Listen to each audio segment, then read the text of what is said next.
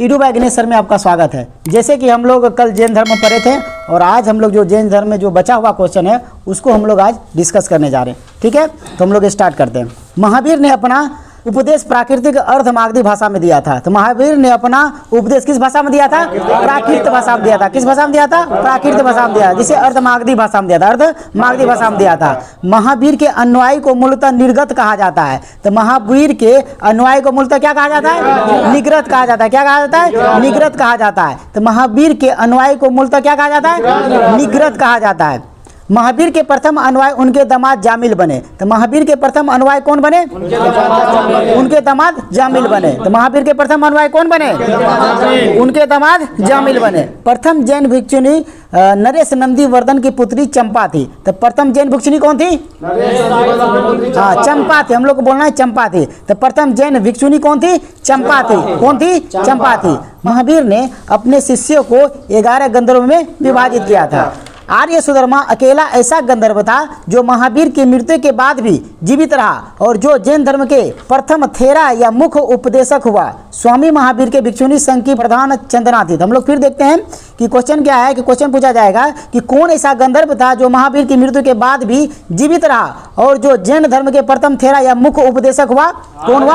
आर्य सुधर्मा हुआ। कौन थे? आर्य सुधर्मा। फिर क्वेश्चन आपसे पूछा जाएगा कि स्वामी महावीर के भिक्षुणी संघ की प्रधान कौन थी? चंदना थी। कौन थी? चंदना। तो स्वामी महावीर के भिक्षुणी संघ की प्रधान कौन थी? चंदना थी। प्रमुख जैन तीर्थक और उनके प्रतीक चिन्ह हम लोग देख रहे हैं। जैन तीर्थक के नाम एवं क्रम देखते हैं। तो प्रथम तीर्थक कौन हुए? ऋषभदेव। तो प्रथम तीर्थक कौन हुए? ऋषभदेव। और इनका प्रतीक चिन्ह क्या था? सार। इनका प्रतीक चिन्ह क्या था? सार था। अजितनाथ द्वितीय तीर्थक हुए थे। अजितनाथ द्वितीय हुए। इनका प्रतीक चिन्ह क्या था? हाथी। तो अजितनाथ का प्रतीक चिन्ह क्या है? हाथी। अजितनाथ का प्रतीक चिन्ह क्या है? हाथी। संभवनाथ ये तृतीय हुए थे। संभवनाथ तृतीय ये तीर्थक हुए और इनका जो है प्रतीक चिन्ह क्या था? घोड़ा। तो पार्श्वनाथ ये 7वें नंबर के थे और इनका जो है प्रतीक चिन्ह क्या है? स्वास्तिक। क्या है? स्वास्तिक। शांतिनाथ ये 16 नंबर के थे। कितने नंबर के थे? 16। तो शांतिनाथ जो है ये 16 नंबर के थे और इनका जो है प्रतीक चिन्ह क्या था? हिरण। इनका प्रतीक चिन्ह क्या था? हिरण। फिर हम लोग देख लेते हैं, आप लोग बोलिएगा कि ऋषभदेव ये कितने नंबर के थे? प्रथम। ये प्रथम तीर्थक हुए। ऋषभदेव प्रथम तीर्थक हुए और इनका जो है ये क्या बोलते हैं कि प्रतीक चिन्ह क्या था? सार। प्रतीक चिन्ह क्या था? सार। अजितनाथ का प्रतीक चिन्ह क्या था?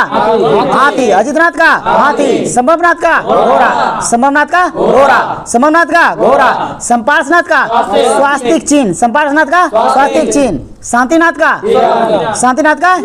शांतिनाथ का हिरण। फिर हम लोग देखते हैं 18वां कौन हुए? तो अरनाथ हुए। कौन हुए? अरनाथ। तो 18वें नंबर का कौन हुए? अरनाथ। कितने नंबर हुए? 18वें नंबर। और इनका जो है प्रतीक चिन्ह क्या है? मीन। मीन मतलब क्या होता है? मछली। मीन मतलब क्या होता है? मछली। नामीनाथ 21वें नंबर को हुए थे। नामीनाथ 21वें नंबर। तो नामीनाथ 21वें नंबर और इनका जो है प्रतीक चिन्ह क्या है? नीलकमल। इनका प्रतीक चिन्ह क्या है? नीलकमल। नामीनाथ ये 21वें नंबर के थे और इनका जो है प्रतीक चिन्ह क्या है? नीलकमल। क्या है? नीलकमल। अरिष्टनेमी ये 22वें नंबर के थे। अरिष्टनेमी किस नंबर के? 22वें। तो अरिष्टनेमी जो है ये 22वें नंबर के थे और इनका प्रतीक चिन्ह क्या है? संघ। इनका प्रतीक चिन्ह क्या है? संघ। इनका प्रतीक चिन्ह। तो अरिष्टनेमी कितने नंबर के? 22वें नंबर के और इनका जो है प्रतीक चिन्ह क्या है? संघ। क्या है? संघ। क्या है? संघ। पार्श्वनाथ ये 23वें नंबर के थे। पार्श्वनाथ जो है कितने नंबर के थे? 23वें नंबर के थे और इनका जो है प्रतीक चिन्ह क्या है? सर्प। इनका प्रतीक चिन्ह सर्प। फिर से देखते हैं, पार्श्वनाथ 23वें नंबर के थे और इनका जो है प्रतीक चिन्ह है सर्प। महावीर ये 24वें हुए और अंतिम। तो महावीर कितने नंबर के? 24वें। महावीर जो है ये 24वें नंबर के और इनका जो है प्रतीक चिन्ह क्या है? सिंह। 2 तीर्थक ऐसे कौन हुए जिनका जो है ऋग्वेद में वर्णन किया गया? किनका किनका? किनका? ऋषभदेव और अरिष्टनेमी। ऋषभदेव और अरिष्टनेमी। ऋषभदेव और अरिष्टनेमी का नाम उल्लेख जो है ऋग्वेद में मिलता है। ठीक। अरिष्टनेमी को भगवान का कृष्ण का निकट संबंधित माना गया है।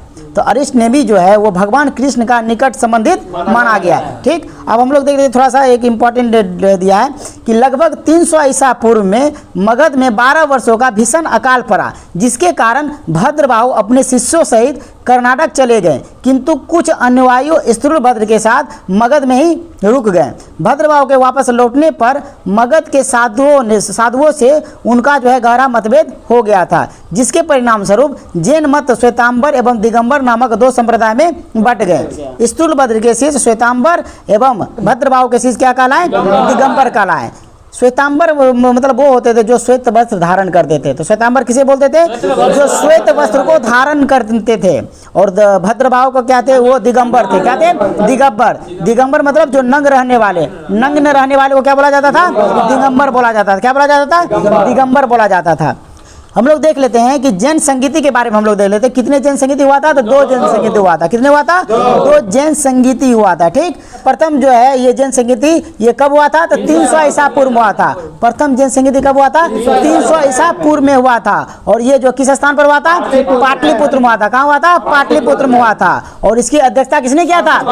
स्थूलभद्र ने किया था। किसने किया था? स्थूलभद्र ने किया था। तो प्रथम बौद्ध संगीति कब हुआ था? 300 ईसा पूर्व में हुआ था। कहाँ हुआ था? पाटलिपुत्र में हुआ था। और इसकी किसने किया था? स्थूलभद्र ने किया था। किसने किया था? स्थूलभद्र ने किया था। द्वितीय जैन संगीति कब हुआ था? 512 ईस्वी, या तो हम लोग बोलते थे 6ठी शताब्दी में। ठीक, तो द्वितीय जैन संगीति है ये 512 ईस्वी में ये कहाँ हुआ था? वल्लभी गुजरात में हुआ था। किस स्थान पर हुआ था?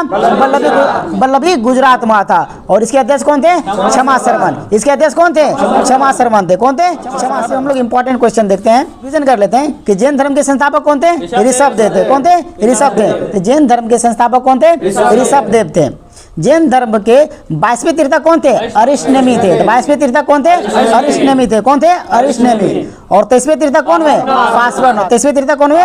पार्श्वनाथ हुए। महावीर स्वामी जैन धर्म के 24वें एवं अंतिम तीर्थक हुए। क्वेश्चन पूछा जाएगा कि महावीर स्वामी का जन्म कब हुआ था? 540 ईसा पूर्व में हुआ था। कहाँ हुआ था? कुंडलवन, हाँ, तो कुंडल ग्राम वैशाली में हुआ था। तो महावीर स्वामी का जन्म 540 ईसा पूर्व में कुंडल ग्राम वैशाली में हुआ था। महावीर स्वामी की मृत्यु कब हुआ था? 468 ईसा पूर्व में हुआ था। तो महावीर स्वामी का जो मृत्यु है 468 ईसा पूर्व में हुआ था। कहाँ हुआ था? पावापुरी में हुआ था। पावापुरी कहाँ है? नालंदा।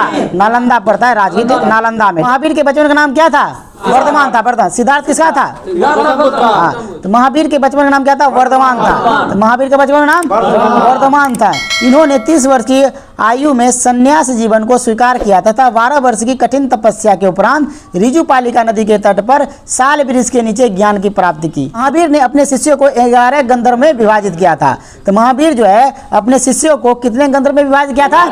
11। कितना? 11 गंधर्व में विभाजित किया था। महावीर पुनर्जन्म एवं कर्मवाद में विश्वास करते थे। महावीर जो है ये पुनर्जन्म एवं कर्मवाद में विश्वास रखते थे। स्यादवाद और अनेकतावाद संबंधित है किस धर्म से? जैन धर्म से।